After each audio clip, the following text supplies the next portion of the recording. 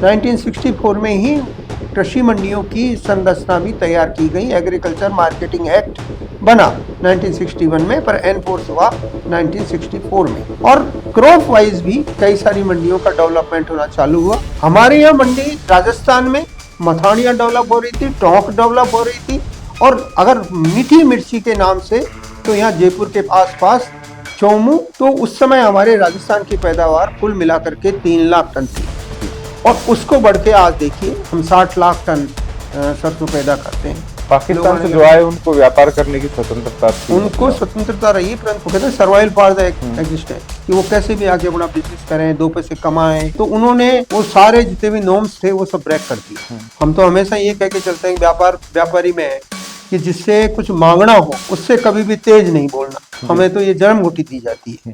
जय जवान, जय किसान, जय विज्ञान, ये भारत का मूल मंत्र बना हुआ है। राजनीतिक लिहाज से, सामाजिक लिहाज से, वैश्विक परिदृश्य में भारत की संप्रभुता को, भारत के कौशल को और भारत की आत्मा को जीवंत करने वाला जो भाव मध्य में है, किसान, वो बेहद अहम है। इसी किसानी पर बातचीत करने के लिए आज हम उस शख्स के पास पहुंचे जो पूरे भारत में और खासतौर पर राजस्थान की इस मरुधरा के कण कण में जो मंडी में एक दाना आता है, उसे प्रोसेस से लेकर साथ में उससे किसान को सही कीमत दिलाने के भाव से लेकर देश में उस ख्याति को अंतर्राष्ट्रीय पटल पर ले जाने में महत्वपूर्ण भूमिका निभा चुके हैं। तो हमने जाना क्यों नहीं बात की जाए उस शख्सियत से और जाना जाए कि कैसे आखिर एक नाम इतने वर्षों तक अकेले राजस्थान की धरा पर राजस्थान की उपज को विश्व पटल पर पहुंचाने में, अपनी भागीदारी निभाने में अहम रोल निभाता रहा है। आज हमारे साथ हैं बाबूलाल गुप्ता जी, स्वागत है आपका। बाबूलाल जी राजस्थान खाद्य पदार्थ व्यापार संघ के चेयरमैन है, साथ ही भारतीय उद्योग व्यापार मंडल के नेशनल प्रेसिडेंट है। वहीं जयपुर और देश की विभिन्न संस्थाओं में भी कई मानद पदों पर रहते हुए उन्होंने भारत की कृषि शाख को आगे बढ़ाया है। तो सर, सबसे पहले तो ये कि किसान की जब भी बात होती है तो राजनीति की बात होती है हमेशा, लेकिन ये पद चूंकि बड़े लंबे अरसे तक आपने संभाला रखा है, तो पद संभालने में कोई राजनीति नहीं दिखी कभी? वक्रतुंड महाकाय सूर्यकोटि समप्रभ निर्विघ्नं कुरु मे देव सर्वकार्येषु सर्वदा। मान्यवर, देखिए, पद तो अगर पद को पद समझ करके कार्य किया जाए तो मैं ये मान के चलता हूं कि कभी भी आगे नहीं बढ़ सकता। जो पाँव है वो आगे नहीं बढ़ेंगे, वो पीछे जाएंगे। और अगर उनको पद को पद नहीं समझे और अपना कर्तव्य समझे तो निश्चित रूप से फिर आपको कोई रोकने वाला नहीं है। और यही कारण रहा है कि आज देखिए हमारी 247 मंडियां हैं जी, और लगातार मैं कहता आया हूं कि 1500 के करीब तेल मिले हैं, 1200 के करीब दाल मिले हैं, 800 के करीब आटा चक्कियां हैं, और इन सब ये सारे साथ मिलकर के एक राजस्थान खाद्य पदार्थ व्यापार संघ बनाते हैं जी। और इस राजस्थान खाद्य पदार्थ व्यापार संघ की जो नींव भी रखी गई थी एक्चुअल में 1964 में जी। और वो ये रहा कि उस समय गेहूं की बड़ी मारामारी थी, तो केंद्र सरकार ने और राज्य सरकार ने एक कानून लगा दिया था और उस कानून में ये कर दिया था कि आप केवल 100 क्विंटल गेहूं रख सकते हैं, 50 क्विंटल गेहूं रख सकते हैं, मंडी के बाहर बेचें, मंडी के अंदर नहीं बेच सकते। तो मंडी के बाहर मंडियां लगने लग गई थी। तो उस सबको आगे बढ़कर के हमने एक राजस्थान खाद्य पदार्थ व्यापार संघ की, हमारे जो पूर्वज थे, जो इनके अध्यक्ष और मंत्री थे, उन्होंने ये रखी और विशेष करके हमारे कोटा के जो जम्बू कुमार जी थे, उन्होंने इसकी नींव रखी और घनश्याम दास जी तांबी जो यहाँ के थे वो मंत्री बने जी। और ये फिर कारवां आगे बढ़ता चला गया जी। आपका प्रवेश कब हुआ इसमें? आप कौन से वर्ष में हैं? मैं देखिए, मैं जुड़ा 1986 जी तब मैं एडिशनल चीफ सेक्रेटरी बनाया गया जी और उसके बाद में मैं आया 1992 में, जी तो मैं महामंत्री बन गया। और महामंत्री बनने में भी ऐसा था कि उस समय के जो महामंत्री थे वो राधेश्याम रावत थे, तो उन्होंने कहा कि भाई मैं मुझे तो ये कहा कि मैं ये चुनाव नहीं लड़ूंगा, हम्म, परंतु उन्होंने फिर चुनाव भी लड़ा और मैंने फिर तैयारियां कर ली। तो मेरे ख्याल से करीब 8,000 वोट उस समय आए और 8,000 में से 6,000 के करीब वोट मुझे मिले जी और मैं महामंत्री बन गया 92 में। जी उसके बाद में निरंतर सेवाराम जी उस समय अध्यक्ष थे और सेवाराम जी ही अध्यक्षता करते रहे, जो हमारे अलवर के रहने वाले हैं। जी और ये एक ऐसी संस्था है कि जो राज्य सरकारें या केंद्र सरकारें नए नए कानून लेके आती हैं, वो कानून कहीं हमारे व्यापारी को या हमारी उद्योग को कहीं दुख तो नहीं देता है। ये सब लेकर के ही आगे इसमें बढ़ते रहे हैं। और ये भी है कि कई बार राज्य सरकार को और केंद्र सरकार अगर अच्छे कानून लेकर के आई है जी तो उसका प्रचार प्रसार भी हमने किया है और हमारे जो सदस्य हैं उनको बताया गया है कि भाई आपकी ये व्यवस्थाएं ठीक है। 1964 में ही कृषि मंडियों की संरचना भी तैयार की गई, एग्रीकल्चर मार्केटिंग एक्ट बना 1961 में, पर एनफोर्स हुआ 1964 में जी पूरे इंडिया में। तो पूरे इंडिया में उस समय हुआ, परंतु लोग चूंकि अपने घर की दुकानें लेकर के बैठे हुए थे और अलग से बाजार थे, उन बाजारों में ही काम काज होता था। ये न केवल राजस्थान की विधा थी बल्कि ये पूरे भारत की ही विधा यही थी, जी चाहे वो पंजाब हो, चाहे हरियाणा हो, और चाहे आपके जो एडवांस फिर हुए मध्य प्रदेश हैं, फिर कर्नाटक आ गया, फिर तेलंगाना आया, उधर चेन्नई आई, फिर उसके बाद में आपके केरल आया। ये सब बातें आगे फिर धीरे धीरे धीरे धीरे इनका विस्तार होता चला गया जी और क्रॉप वाइज भी कई सारी मंडियों का डेवलपमेंट होना चालू हुआ। एग्रीकल्चर मार्केटिंग एक्ट के अनुसार इन्होंने ये किया कि भाई अपना एक एक फार्मूला रखा। फार्मूला ये था कि किसान को उसकी उपज का सही दाम मिले और कंज्यूमर को सही दाम पर अपनी जो चीज वो खरीदना चाहता है वो उसको उपलब्ध हो, जी और जो व्यापारी है वो इसमें सहयोग करे। और इसका जो मॉनिटरिंग थी वो कृषि मंडी की एक प्रशासनिक इकाई वहां मंडी में कायम की गई, जो ऑटोनोमस बॉडी थी, जी और उसका संचालन भी उनके हाथ में था। उस समय ये भी कहा गया कि हम एक चुनाव करा करके उसका अध्यक्ष बनाएंगे, और तो मंडियों के अध्यक्ष भी बने और उनके बोर्ड भी बना और बोर्ड आगे बढ़ता हुआ चला गया। जी अब ये जैसे मान लीजिए मैं आपको उदाहरण दूं कि हमारे और डिफरेंट आ गया आपके एमपी में।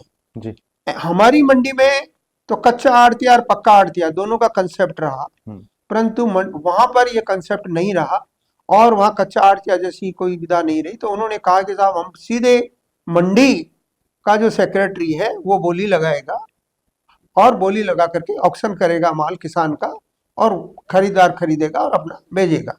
हमारी मंडी में ये था कि किसान हमारे कच्ची आड़ती के पास में माल लेके आता, डोलता, और बोली लगाने के लिए चाहे वो पक्का आड़तिया हो चाहे मिल वाले हो, ये सब बोली लगाते और इस तरह से वो माल उसका बिक जाता। पर यह था कि माल जिस दिन बिकेगा उसी समय ही किसान का भुगतान कर दिया जाएगा। जी ये व्यवस्थाएं रही।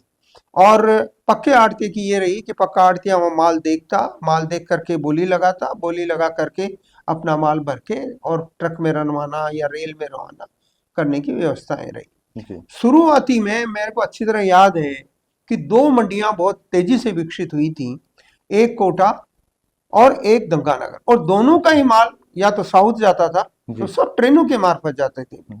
उस समय ट्रक की इतनी व्यवस्थाएं नहीं थी और ट्रक के भाड़े पोसाते भी नहीं थे, सड़क मार्ग भी थोड़ा खराब था और सड़क मार्ग अच्छे भी नहीं थे, सड़क मार्ग अच्छे भी नहीं थे। केवल ले दे करके जो मार्ग हमको पुराने दिए गए थे ट्रेन के वही थे। कहीं छोटी लाइन थी, कहीं बड़ी लाइन थी, और बड़ी लाइन भी बहुत कम थी। हमारे यहाँ से राजस्थान से जितने भी डिब्बे जाते थे वो तकरीबन छोटी लाइन पे ही जाते थे। वो जो नैरो गेज जिसको बोलते थे, जी उसी पे जाते थे। तो बाद में ये जाकर के डेवलपमेंट हुआ कि ब्रॉड गेज आ गई, बड़ी बड़ी रोडें बनी और माल का परिवहन इससे भी होने लगा। अब आज आप देखिए, मैं आपको एक गंटूर की बात करूंगा। गंटूर मिर्ची की मंडी डेवलप हुई धीरे जी धीरे। हमारे यहाँ मंडी राजस्थान में मथानिया डेवलप हो रही थी, टोंक डेवलप हो रही थी, और अगर मीठी मिर्ची के नाम से तो यहाँ जयपुर के आसपास चौमू वो पैदावार हो रही थी। हाँ परंतु चूंकि धीरे धीरे उन लोगों ने एक बड़ा अभियान सा चला करके और किसानों ने अपनी ज्यादा फसलें बोना चालू हुआ, तो उसका परिणाम ये हुआ कि 2005 आते आते हमारी जो मीठी मिर्ची थी वो सिमट गई। मथानिया में भी कम फसल होना चालू हो गया करीब 2010 के 11 के आते आते। और टॉप में भी जो हर घर के छत पर लाल लाल दिखाई देता था, वो छतें भी अब धीरे धीरे सफेद दिखाई देने कारण लगी थी। कारण क्या रहा? टोंक में तो पानी भी है, कारण मथानिया कारण में ये भी था कारण ये था मार्केट कि नहीं मिल रहा है या फिर नहीं, मतलब पैसा नहीं मार्केट मिल नहीं था। रहा? ये फसल, कुछ ऐसे बीज थे हमारे हम्म जो फसल आकर के चेंज होने पे मतलब जमीन छोड़ देते थे, जी वो फिर जमीन उसको मापिक नहीं आती थी, तो इसलिए किसान को मजबूरन वो खेती चेंज करनी पड़ती थी। या जिस लेवल पे हम दूसरी चीजें आने लग गई थी, मान लो जैसे उस समय चना आ गया, सरसों आ गई, जी और सरसों को और चने को सरकार ने एक एक तरह से प्रमोट किया। मुझे अच्छी तरह याद है कि जब एमएल मेहता जी चीफ सेक्रेटरी थे, हम्म उससे पहले वो एग्रीकल्चर सेक्रेटरी जी रहे थे। तो उस समय में एक अभियान चलाया गया था कि सरसों की पैदावार बढ़ाई जाए। तो उस समय हमारे राजस्थान की पैदावार कुल मिलाकर के 3 लाख टन थी, जी और उसको बढ़ के आज देखिए हम 60 लाख टन सरसों पैदा करते हैं। ऐसे ही चने की पैदावार बढ़ाई गई, सोयाबीन की पैदावार, सोयाबीन हमारे यहाँ होता ही नहीं था, केंद्र सरकार ने एक नई योजना दी, तो एमपी और महाराष्ट्र उसमें आ गया। तो एमपी को तो बिल्कुल एक तरह से वो राज्य ही घोषित कर दिया उन्होंने जी कि भाई एमपी में तो जो सोयाबीन है वो सबसे ज्यादा सोयाबीन एमपी में होगा, और सोयाबीन राज्य कहलाएगा। उनको सारी व्यवस्थाएं दी गई, मंडी में छूट दी गई, जी और भी कई सारे जो कारखानों को छूट दी जानी थी उस दी गई। हम बराबर यहाँ राजस्थान में भी सरसों की पैदावार को मैं बढ़ाने के लिए मांग करते रहे। जी जी तो सरसों पैदावार तो बढ़ती गई, पर यहाँ के कारखाने नहीं बढ़ पाए, और कारखाने बल्कि उल्टे धीरे धीरे बंद होने लगे। मैं जो आपको ये कोट कर रहा था कि हमारे यहाँ 1500 यूनिट थी, जी जी गांव गांव में एक्सपेलर लगे हुए थे, आदमी जाता था और अपने तेल निकलवाता था और ले आता था। तो एक शुद्ध तेल का ऐसा जमाना था। मेरे को भी ध्यान है, मैंने भी अपने खेत की सरसों की खुद निकलवाई हुई है। हाँ, तो तो उस समय शुद्ध तेल का एक जमाना था वो पीपा भर कि के ले आते थे, सा- और दीपावली के भी दिए काम में आते थे, और बाकी पूरे साल चलता था, वो खराब भी कम होता था। बिल्कुल। और जयपुर के जो जयपुर का इलाका था, बल्कि करके जयपुर शहर था, उसमें तिल बहुत काम में लिया जाता था। इसके आसपास तिल पैदा भी बहुत होती थी, अभी तो मालपुरा में भी तिल ज्यादा पैदा होता था। अब ये चेंज हो गया पूरा। हाँ, तिल की जगह ली मूंगफली ने। जी जी मूंगफली लोगों ने खाना चालू किया, मूंगफली की एक पैदावार बढ़ाई गई, मूंगफली की किस्में आई, ये तो अलग अलग किस्में आई। टीवी पे भी क्या बनाते हैं उनसे बदल रहा है, या सच में लोग हेल्थ कॉन्शियस हो रहे हैं, या क्या कारण है? नहीं, देखिए इसमें हेल्थ कॉन्शियस नहीं, उस समय हमको चाहिए था तेल, जी जो आज भी चाहिए। आज भी हम 1 करोड़ 45 लाख टन तेल आयात कर ये रहे हैं। पाम ऑयल इसका क्या पाम ऑयल चक्कर ही है? ले रहे हैं, वही आ रहा है। जी जी पाम ऑयल आ रहा है, सोयाबीन भी आ रहा है, हाँ कुछ सनफ्लावर भी हाँ आ रहा है, पर ज्यादा जी क्वांटिटी जी पाम ऑयल की आ रही। जी तो मेरे कहने का मतलब ये है कि इनमें विस्तार हुआ, हम्म और दूसरी जैसे हमारे चने का विस्तार हुआ। उस समय चने की फसल इतनी नहीं होती थी, पर चने की एक उस समय जो हमारे बीज था, जी वो बीज ये था कि ऊपर का पानी अगर एक दो पड़ जाए हाँ तो चना लग जाता था, और जी उसमें डोडी आ जाती थी, छोले आ जाते थे। और अब वो आप तो सबको ही ध्यान होगा कि छोले सेक सेक करके भी खूब खाए जाते थे हाँ खेतों में। और अब रही वो बात कि पुराने तो भाड़ भी होते थे, वो जो वो बिल्कुल जो चना। भाड़, वो देखिए, हाँ वो एक अलग भाड़ जो ले लेके आता था बेचारा, वो आपको बड़बूजा। ध्यान है? हाँ हाँ, बड़बूजा भाड़ लेके जाता था, गांव गांव में लेके जाता था, हाँ वो और तो खत्म उसकी ही हो गए। उसकी अलग विधा थी। हम्म देखिए खत्म तो क्या हुआ है, खत्म बड़बूजा खत्म हो गया, वहां का खाती खत्म हो गया, वहां का जो कपड़ा बनाता था वो खत्म हो गया, वहां का मोची खत्म हो गया, वहां की लुहार खत्म हो गए। मतलब हमने ऐसी व्यवस्था की कि हमारा गांव, जो आज कह रहे हैं ना कि हमारा देश स्वावलंबी होना चाहिए, अरे हमारा तो गांव गांव स्वावलंबी था। उस समय हमें गांव से बाहर कोई चीज मंगाने की जरूरत ही नहीं पड़ती थी, इतना स्वावलंबी था। मुझे कोई अगर मान लीजिए पलंग बनवाना है तो मेरा खाती तैयार था, और ब्याह शादी में नाई तैयार था, जिसको बाल काटने के अलावा उसे वो कई सारे काम होते थे नेक चार के। इवन लड़के लड़की को पसंद करने का काम भी हमारे नाई किया करता था कि नाई को फला जगह भेज दो। अब तो खुद ही कर लेते हैं।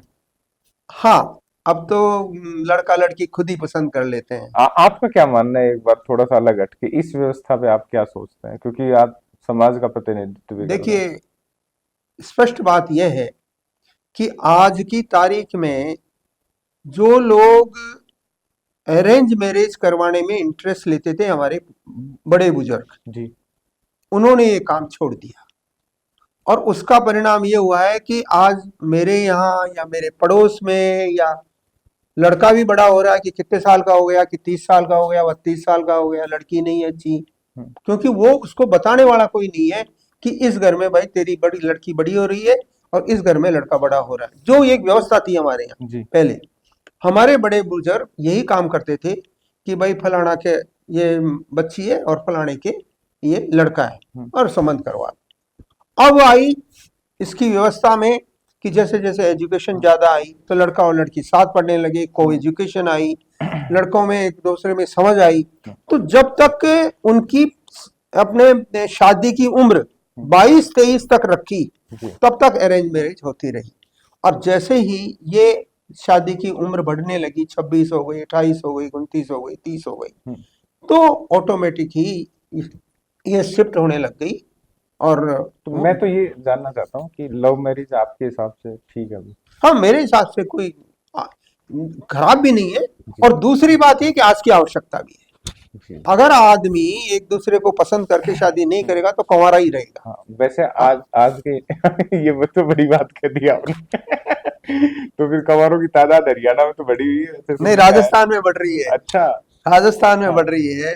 जी। आज मैं अगर वैश्य समाज की बात करूं तो जिसको देखो, जिस घर में देखो, वो यही कहता रहता है। लड़की वाला तो कहता है कि भाई साहब लड़का बताओ, और लड़का वाला कहता है कि लड़की बताओ। जी। और उसका कारण ये कि उम्र क्या हो गई, मतलब 30 की हुई है अभी तो बच्ची, तो और बच्चा क्या है कि 32-33 का तो चाहिए ही चाहिए भाई। जी। ये इस तरह की बातें आज होने लग गई हैं, अरे बहुत कॉमन होने लग गई हैं। जी। परंतु फिर भी मैच नहीं मिल रहे हैं, जबकि मैच है, परंतु उनको मैच कराने वाली जो संस्थाएं थी उसको हमने छिन्न भिन्न कर दिया। वो जो बुजुर्ग थे उनकी बात मानने से हमने इनकार कर दिया। वो जो घर में एक ऐसे समझ लीजिए कि एक बड़ा बुजुर्ग जो हुआ करता था और उसकी जो जितनी चलती थी उसको हमने छिन्न भिन्न किया।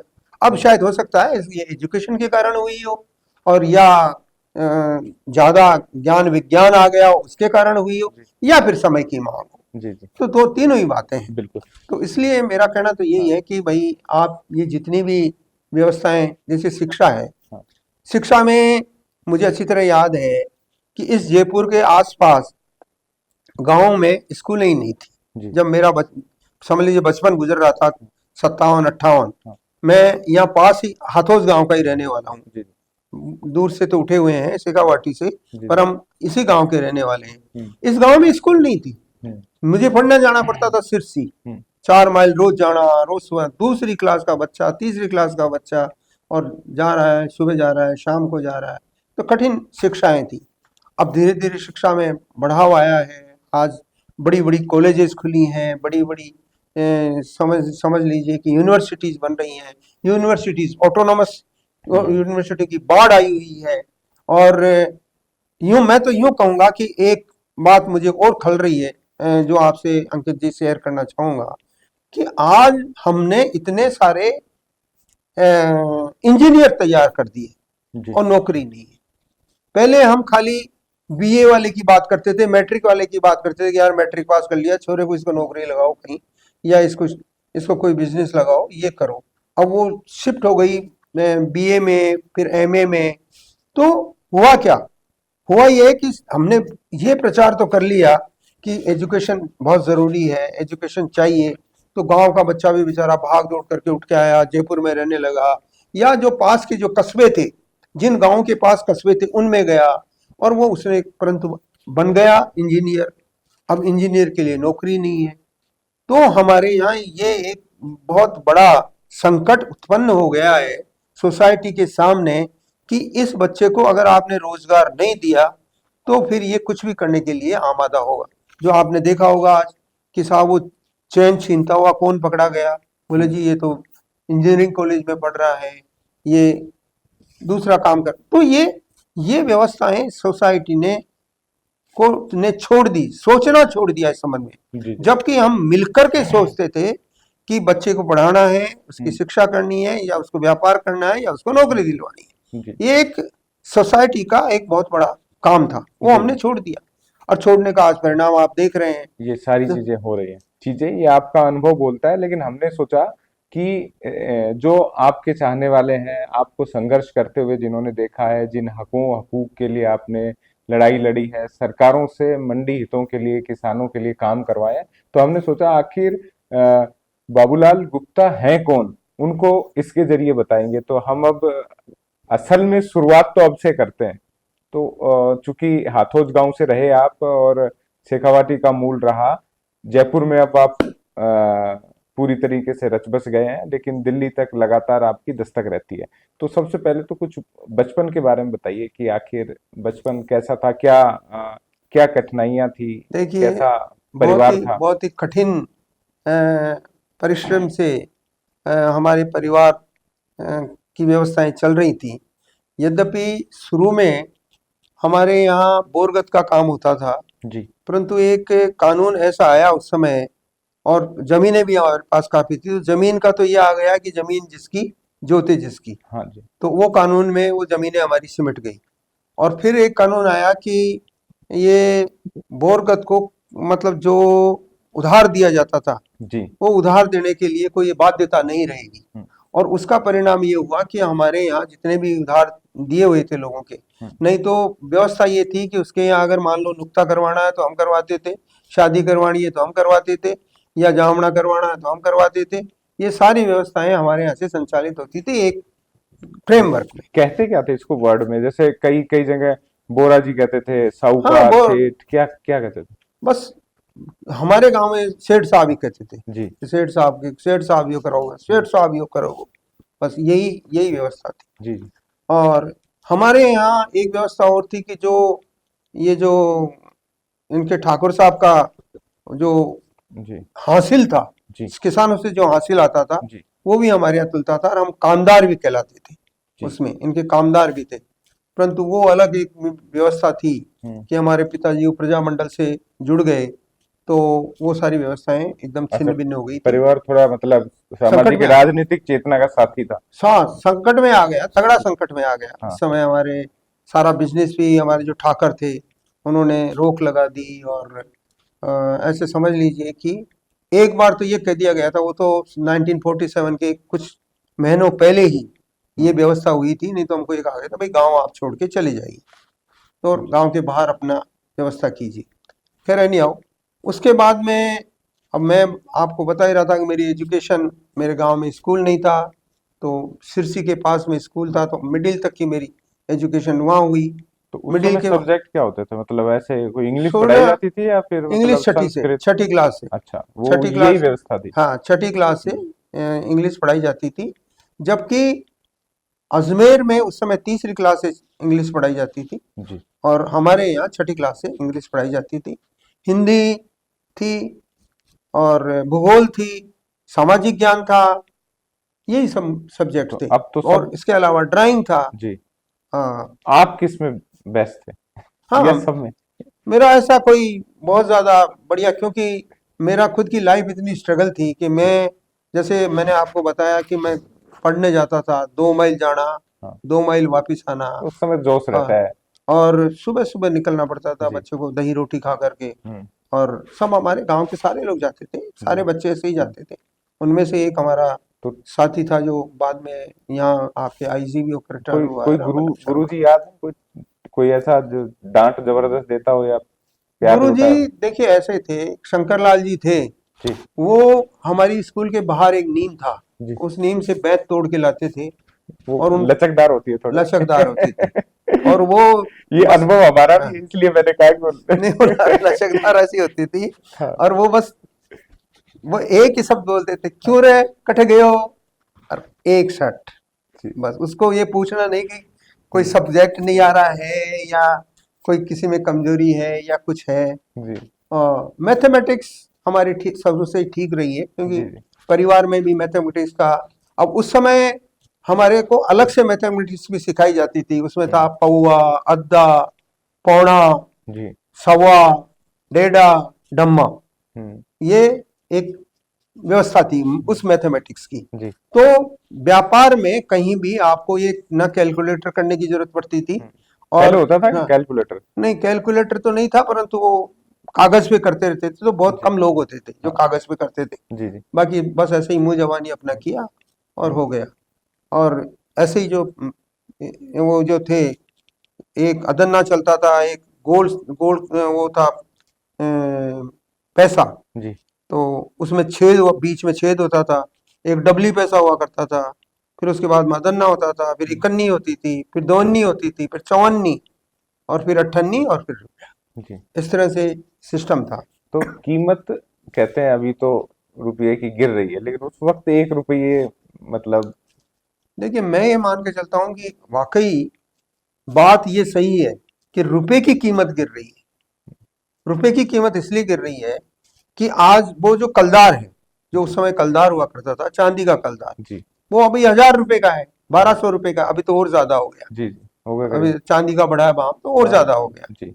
तो समझ लीजिए कि वो था तो 1 ही रुपया। अब हम्म उस समय तो 1 ही रुपया था, तो भाई एक शेर अगर अनाज लाना है तो 1 रुपया।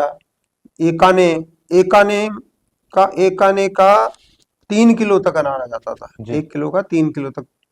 हमारे इधर बहुत कम गेहूं खाया जाता था। हम्म गेहूं कभी कोई मेहमान वेहमान आते थे तो गेहूं की रोटी बनती थी, उसमें भी थोड़ा जौ मिला ही दिया जाता था, हाँ नहीं तो जौ की रोटी बराबर मिलती थी, और बाजरा और मक्का, और ये खाया जाता था। जी।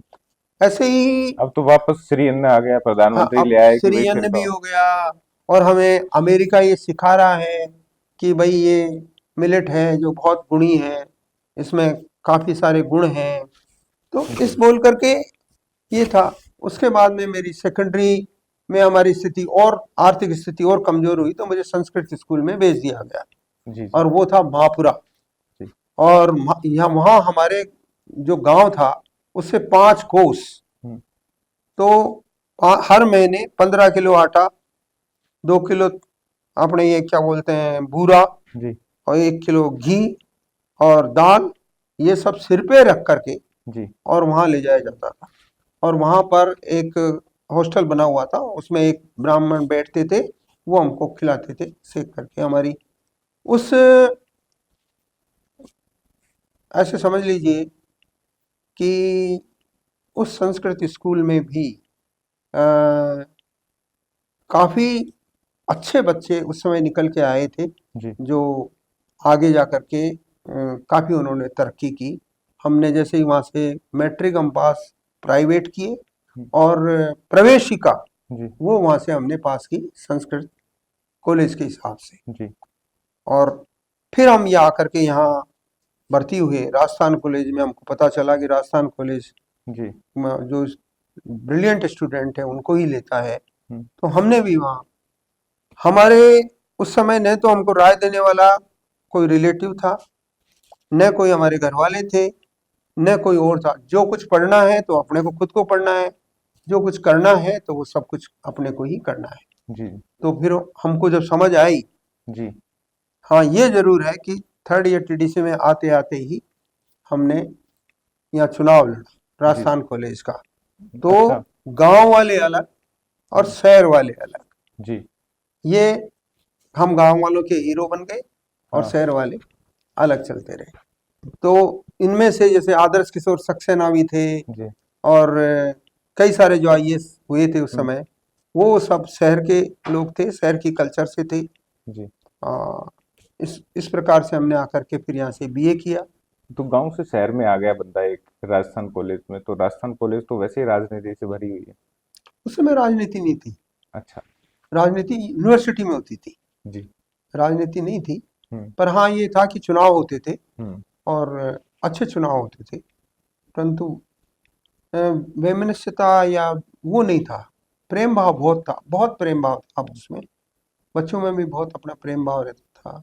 प्रिंसिपल थे, वो भी बहुत ही वनस्थली विद्यापीठ से आए थे, बहुत अच्छे थे। जी। और उसके बाद में हमने एमए कर लिया, एमए सोशियोलॉजी में किया, वहाँ भी हमने चुनाव लड़ा और वहाँ सेक्रेटरी हुए यूनिवर्सिटी में भी।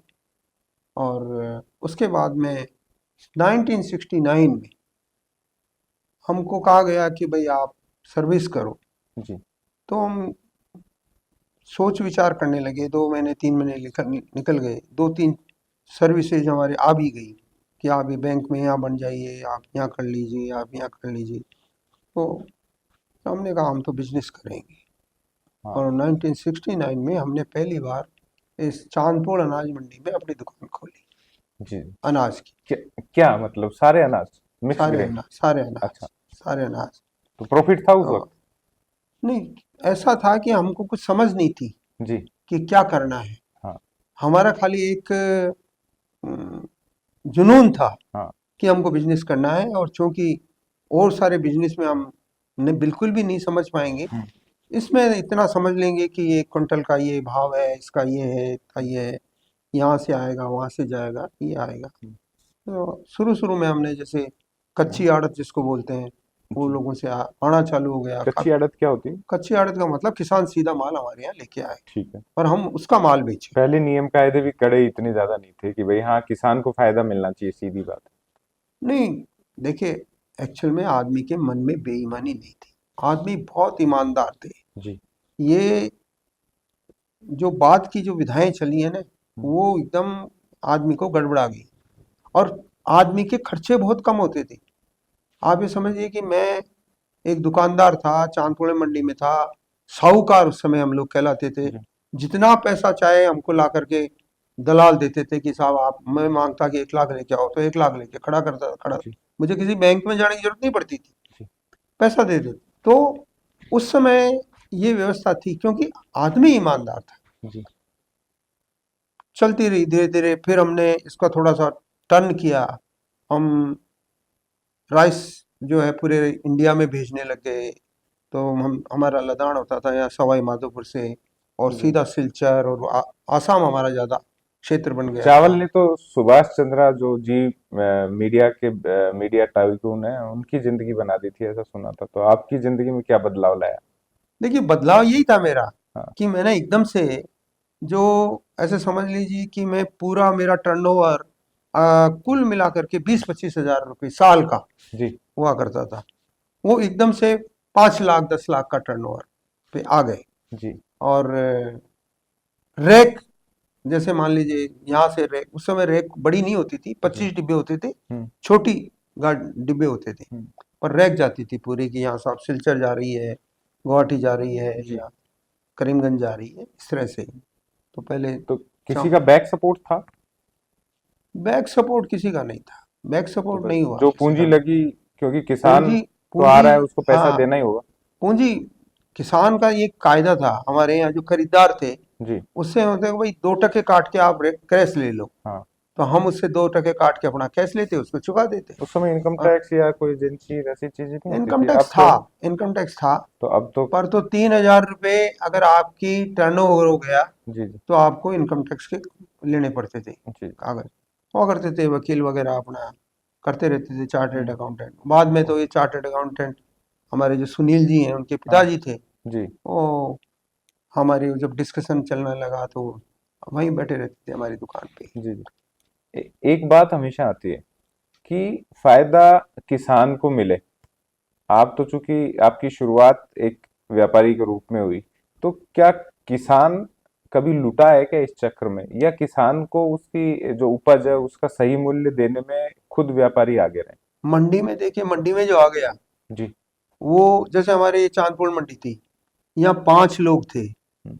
जो किस कंज्यूमर को भी लूटते थे और किसान को भी लूटते थे।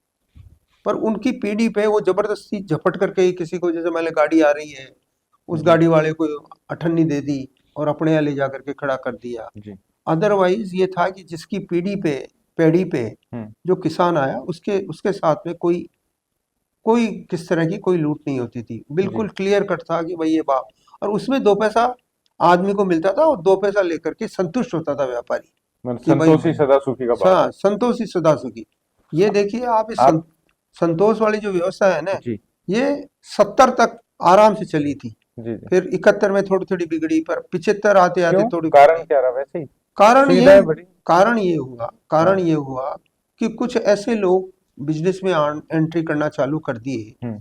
जो या तो पाकिस्तान से आए हुए थे, जी। वो आगे बढ़ने के चक्कर में हर तरीके से, जैसे तो आपने देखा होगा कि चौपड़ पे अगर आपने केला ले लिया तो 2 केले आपको गड़े हुए मिलेंगे ही मिलेंगे। नीचे छुपा कर। अब वो नहीं देता ही था, वो अब लिया, हाँ। उसका सिस्टम था। तो ये सब लोग आए थे, तो उस समय थोड़ा सा ये फिर ऐसे ही फिर कंपटीशन बढ़ा। कंपटीशन में तो लोग पाकिस्तान आने से जो लगे, आए उनको व्यापार करने की स्वतंत्रता थी उनको मतलब। स्वतंत्रता रही, परंतु चूंकि उनको तो एग्जिस्टेंस, वो कहते हैं survival for the hmm. Existence, hmm. वो था कि वो कैसे भी आके अपना बिजनेस करें, 2 पैसे कमाएं, खाएं। तो उन्होंने वो सारे जितने भी नॉर्म्स थे वो सब ब्रेक कर दिए। हम्म। ये हुआ, इसी कारण से मंडी में 82 85 आते आते ऐसे 10 15 लोग मंडी में आ गए थे, जो इस तरह जी। की व्यवस्थाएं देते थे। पर ये सब जानते थे उनको हम्म। कि भाई है ना, ये लोग हैं जो इस तरह की व्यवस्थाएं कर रहे हैं। तो फिर इस मंडी की राजनीति में आप कब आए, मतलब कहने के संरक्षक की भूमिका में हो अब आप तो इस चीज में। मंडी में मैंने बताया ना हम्म। आपको, 92 में जी 92 में एज ए जनरल सेक्रेटरी आ गया था मैं। जी। और और उसके बाद से सतत सिलसिला आज तक जारी है। हाँ, तो दस कभी। दस में 10 में हाँ। मैं अध्यक्ष बन गया, जी। 2010 में। हम्म। उसके बाद में अभी कंटिन्यू हुई। और ऐसे समझ लीजिए कि कोरोना में 2020 में, जी। तब तक श्याम बिहारी जी मिश्रा हाँ। अध्यक्ष थे जी भारतीय उद्योग व्यापार मंडल के। कोरोना में उनकी डेथ हुई 2020 में। जी 21 में मैं भारतीय उद्योग व्यापार मंडल का राष्ट्रीय अध्यक्ष बना। जी। और जितनी व्यवस्थाएं उन्होंने दे रखी थी, मेरे ख्याल से एक ऐसी संस्था है ये भारतीय उद्योग व्यापार मंडल, जिसमें कई सारे एमपी सदस्य हैं, एमएलए सदस्य हैं, और पूरा भारत के तो हैं ही, पर इस तरह के लोग उस वहाँ मौजूद हैं। हम्म। और अच्छी चर्चाएं होती थी। सरकार भी हर बार कहीं ना कहीं मान्यता इनकी बातों को देती है। जी और उसके बाद में मैंने पूरे भारत के दौरे किए। तो मैं समझ लीजिए कि यहीं से शुरू हो गया कि राजस्थान से एमपी गया, एमपी के बाद में गुजरात, जी। गुजरात से तो पूरे ऐसे प्रांत, कोई प्रांत नहीं छोड़ा। तो आज भारतीय उद्योग व्यापार मंडल का त्रिपुरा भी सदस्य है, हाँ। मणिपुर भी सदस्य है, और आपके वहाँ बैठा हुआ लद्दाख का आदमी भी, वहाँ भी हमारी ब्रांच है। जी और जम्मू कश्मीर में भी है। और बाकी जो और प्रांत हैं, चाहे वो साउथ के हों और जी। चाहे सब में हमारे तो लोग। एक बात हमेशा से मुझे लगती है कि परेशानी तो होती है किसी भी पद को संभालने में, जिम्मेदारी का भाव रहता है। तो कई मुख्यमंत्रियों से भी आप मिले, तो कई बार अनुभव सही भी नहीं रहते, भाई निर्णय आपने कोशिश करी और आपके फेवर में नहीं आया तो। देखिए, उसका कारण है, मुझे पता रहता था कि भाई ये फेवर में आएगा या अनफेवर में आएगा। जी।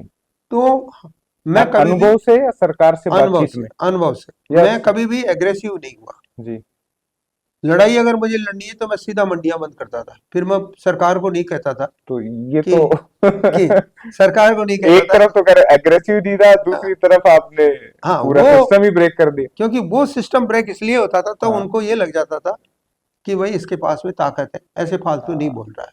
नई नई सरकार आती थी तब ये व्यवस्थाएं होती थी। हम्म। जैसे ही नहीं, चाहे वो कांग्रेस आई, चाहे बीजेपी आई, चाहे एक्स आई, चाहे वाई आई, तो उनको ये लगता था ये संस्था तो ऐसी है, ये है। हम्म। हम नए नए कानून लेके आते, वो हाँ। जो कानून जैसे अभी चल रहा है, वो आपने देखा होगा कि वो कृषक कल्याण फीस में हमारी काफी जद्दोजहद हुई है। जी और फिर आखिर में सरकार ने माना और उन्होंने कह दिया वही 3 साल। हम खाली यही कह रहे थे उनको कि जी। आठ आने सैकड़े लगा रहे हो तो आप इसको 5 साल के लिए कर दो, हाँ। 2 साल के लिए कर दो। आप हर 2 महीने में आप ये करते हो। विषय एक्चुअल में सीधा पॉलिटिक्स से जुड़ा हुआ है, इसलिए राजनेता मान लेता है कि परेशान नहीं करो। आप कुछ तो इसलिए मान लिया, बाकी तो नहीं, कुछ कोई तो अनुभव तो बताइए, किसी मुख्यमंत्री के साथ ऐसा अनुभव रहा हो कि भाई आपको ही कह दिया हो कि नेतागिरी तो हमें करने दो, आप मत करो। मेरे तो ऐसा कोई अनुभव हुआ नहीं, क्योंकि जी। मैं तो जहाँ, जैसे देखिए, आ, मुख्यमंत्रियों से ही बात कर लीजिए, हाँ। ज्यादातर मैं बात मुख्यमंत्रियों से ही करता था। हम्म। हरदेव जोशी जी से जी। शुरुआत हुई थी, उसके बाद में बरकत मियाँ से शुरुआत हुई थी, उसके बाद में भैरव सिंह जी शेखावत से शुरुआत हुई, उसके बाद में अशोक गहलोत जी से शुरुआत हुई, एक वसुंधरा राजे से शुरुआत हुई। आपकी राजनीति के दशक में तो दो ही मुख्यमंत्री ज्यादा रहे, हाँ नहीं, ठीक है। भजनलाल जी। हाँ, अब भजनलाल जी को भी आते ही और आपने। भजनलाल जी आए। हम्म। अपने भजनलाल जी ने आते ही हम पे थोड़ा सा कहा कि भाई आप ऐसा करिए ऐसा करिए। हमने कहा भाई हम कोई अलग नहीं चलते हैं, हम्म। सरकार से हम अलग नहीं है। सरकार को सरकार की तरह से चलने दो, और मंडियों को मंडियों की तरह से चलने दो। अगर मंडियों को मंडियों की तरह से नहीं चलोगे तो मंडियां बर्बाद हो जाएंगी। तो जी। उन्होंने कुछ समझा किया, और अब ये भी चल रहे तो कई बार जैसे आंतरिक तौर पे भी मुश्किल हो जाए, लंबा वक्त जब आप दे देते हो तो कहते हैं कि भाई। हैं। एक घटना है मेरे यहाँ, जी। एमएल मेहता जी एग्रीकल्चर सेक्रेटरी बने थे, जी। भैरव सिंह जी मुख्यमंत्री बन गए थे। ठीक। ठीक है। मैंने उनको पहले क्या था कि मंडी टैक्स सारे प्रांतों का अलग अलग लगता था। जी। मैंने उनको कहा कि आप पूरे प्रांत का एक टैक्स कर दीजिए। जी। तो उन्होंने मुझे ये कह दिया, एमएल मेहता साहब ने, कि आप लोग सब टैक्स चोर हो। समझ रहे हैं? तो मैंने उनको समझाया, वो मैंने तो कहा बड़े टैक्स, शांत स्वभाव के आदमी माने जाते थे, लेकिन बड़ा कठिन हाँ, उन्होंने उन्होंने कहा भाई कड़ा बोल दिया। आप लोग टैक्स चोर हो। हम्म। मैंने कहा जी आप बिल्कुल सही कह रहे हो कि टैक्स की चोरी कैसे होती है। मैं आपको ये नहीं कहूंगा कि व्यापारी टैक्स चोरी नहीं कर रहा है, परंतु मैं आपको ये कहूंगा कि टैक्स की चोरी कैसे होती है। तो उन्होंने, क्या मतलब है आपका? मतलब आप है कि आप शामिल हैं? तो मैंने जैसे ही उनको ये कहा कि आप शामिल हैं, उन्होंने कहा आप बाहर चली जाइए, और मैं आपकी कोई बात नहीं सुनूंगा। तो मैं वो देखे आया था उनको कि भाई 1.25 अगर आप कर दोगे तो पूरी मंडियों से आपका अच्छा पैसा आना चालू हो जाएगा, और इतना पैसा आपको आएगा। जी। तो मेरे ख्याल से मैं सीढ़ियां उतरा भी नहीं था, और हम्म। उनका आदमी दौड़ता हुआ आया हम्म। कि आपको सर बुला रहे हैं। चल भाई, हम्म। सर बुला रहे हैं तो चलते हैं। हमने कहा ये आपने 1.25 कैसे गिनती की? मैंने कहा साहब मैंने इनको पूरा ब्यौरा दे रखा है कि ये आपकी पैदावार होती है, आपकी पैदावार सिर्फ 40% 30% मंडियों में आती है, उसमें आपको इतना पैसा मिलेगा, और आज की तारीख में आपको इतना पैसा मिल रहा है। जी। आपके आज इतने कर्मचारी हैं, और अगर ये काम करोगे तो आपके इतने कर्मचारी भी, आप नौकरी भी और दे सकोगे। नहीं नहीं, मैं नहीं मानता। हम्म। और फिर वो थोड़े से होने लगे, तो मैंने कहा साहब देखो ऐसा है, मैं तो व्यापारी आदमी हूँ। हम तो हमेशा ये कह के चलते हैं कि व्यापारी में है कि जिससे कुछ मांगना हो उससे कभी भी तेज नहीं बोलना। जी। हमें तो ये जन्म घुटी दी जाती है। हम्म। और मैं आपके मान के चलता हूँ कि हाँ। आप भी कहीं ना कहीं किसी वैसे समाज से संपर्क रखते हैं, जी। तो शायद ये जन्म घुटी आपको भी दी गई होगी। जी। तो फिर उनका वो मिजाज सारा चेंज हुआ, भैरव सिंह जी के पास ले गए, और भैरव सिंह जी ने कहा कि अच्छा हमारे काका जी थे हम्म। वहाँ के, कोटा के, जी। जी। वो जनसंघ से भी काफी संपर्क रखते थे, हम्म। और काफी उनका, हम्म। तो ये उनको बुलाओ, और वो कानून पास हो तो गया। पार्टी वाइज कभी निर्णय में दिक्कत आई या बस सब। मुझे कभी दिक्कत नहीं आई। ये व्यापारी तो वाली थ्योरी आपने रखी कि व्यापारी हाँ, हमेशा विनम्र रहे तो काम निकल जाता है। हमेशा ये तो यही वजह रही कि आप लंबे समय तक संगठन में भी यही प्रभावशाली। वजह है कि नम्रता जिसने रखी है वो कहीं भी ठोकर नहीं खाता। जी। अगर जी। चाहे काम कोई सा भी हो, हाँ। चाहे काम कोई सा, चाहे व्यापार हो, चाहे सर्विस हो, हम्म। चाहे मान लीजिए आज की जो आपके तरह के जो बिजनेस हैं, व्यापार हैं, ये जी। हो, आईटी हो, हम्म। अगर आदमी नम्र रहेगा हम्म। तो एक तो क्या है कि उसको खुद को ज्यादा, मतलब वो चिंता नहीं करे, हम्म। चिंता नहीं होगी उसको, चिंता नहीं होगी। तो वो जो आजकल वो हो जाते हैं ना कि साहब ये तो इसका तो माइंड खराब हो गया, और इसका ये हो गया, जी। ये तो वो व्यवस्था से दूर रहता है वो आदमी। जी। तो इसलिए यही मेरा तो कहना है कि भाई अभी भी मैं सभी व्यापारियों को एक ही बात कहता हूँ कि नम्रता हमारा गहना है, जी। और इसको हमेशा आप साथ रखोगे तो रखना ही चाहिए। वैसे तो मैं अब आजकल हाँ। आपके जो पॉलिटिशियंस हैं उनको भी कहने लग गया जी। कि भैया नम्र रहोगे तो दोबारा चुन के आओगे, नम्र नहीं रहोगे तो दोबारा चुन के आने वाली ये जनता अब आपको चुन के नहीं देगी। जी। जी। एक छोटा सा सवाल वैसे यूथ के लिए है, क्योंकि क्या होता है, ये बिजनेस ऐसे हैं व्यापार के कि पीढ़ी दर पीढ़ी चलते हैं, लेकिन अब नए स्टार्टअप के तौर पे लोग आने लग गए, नए बच्चे आ गए। और अभी तो कहें तो एफएमसीजी मार्केट बहुत ग्रो हो गया। और खास तौर पर जो किसान के खेत से निकला हुआ प्रोडक्ट है, वो कई नए नए रूपों में डिब्बाबंद पैकिंग ऐसी चल रही है जो विदेश में भी जाती है, तो कई स्टार्टअप्स को भी जन्म दिया। सरकार भी इसे प्रोत्साहित कर रही है। तो आप क्या मानते हैं कि जो पारंपरिक मंडी कारोबार है वो आज की डेट में कितना अभी फ्रूटफुल है, कितना लाभ देने की स्थिति में? देखिए, व्यापार का एक मंत्र है जी। कि आप समय के अनुसार परिवर्तन नहीं करेंगे जी। तो आप पिछड़ जाएंगे। हम्म। कृषि मंडी में शुरू देखिए, पहले थोड़ा थोड़ा माल आता था, फिर जी। ढेरियां लगने लग गई, ऑटो आया, उस मशीन से फिलिंग होने लग गया, फिर वो बोरी होती थी पहले 1 क्विंटल की, जी। छोटी हो गई, हाँ। 50 केजी का कट्टा हो गया, 20 केजी के कट्टे हो गए। जी। फिर उसमें भी आईटी का काम चालू हो गया कि भाई हमारा कंप्यूटर आ गया, उस कंप्यूटर पे सारे जो बिल जी। बनते थे वो बिल सब उसमें बनने लग गए। जी। अभी भी एक नई मेरी सेंट्रल गवर्नमेंट के साथ बैठक हुई है, तो उसमें ये तय किया गया है कि मंडी में किसान का माल बिके उससे पहले ग्रेड हो जाना चाहिए, ग्रेडिंग हो जानी चाहिए हम्म। और क्लीनिंग हो जानी चाहिए। अगर ग्रेडिंग और क्लीनिंग होकर के पैक होकर के अगर मंडी में आया उस किसान का माल, तो ऑटोमेटिक ही उसकी कीमत ज्यादा हो जाएगी। जी। तो ये मैं मान के चलता हूँ कि ये नवाचार बहुत जरूरी है। एक ये हमेशा करते हैं ई कॉमर्स। हाँ, ई कॉमर्स। ई कॉमर्स में भी थोड़े से नवाचार हुए हैं, परंतु यहाँ बहुत ज़्यादा नवाचार इसलिए संभव नहीं हो पाए हैं जी। कि हमारे यहाँ अभी छोटी छोटी जोतें हैं। किसी के पास 5 बीघा है, किसी के पास 2 बीघा है, किसी के पास 3 बीघा है, वो बेचारा उसमें अनाज पैदा करता है तो कई वैरायटी हो जाती है। जी। अब वो वैरायटी ला करके अगर वो वहाँ ढेर कर देता है हम्म। तो उसका भाव उसको कम मिल पाता है। जी। तो इसमें ये बराबर सोच आ रही है कि वो सेग्रीगेशन भी उसका हो जाए और पैक होकर के माल बिके। तो ये मान के चलिए कि इसमें बहुत टाइम नहीं लगेगा, ये जी। बहुत जल्दी ही ये नवाचार होने वाले हैं। ठीक है। तो बाबूलाल गुप्ता जी से हम बातचीत कर रहे थे।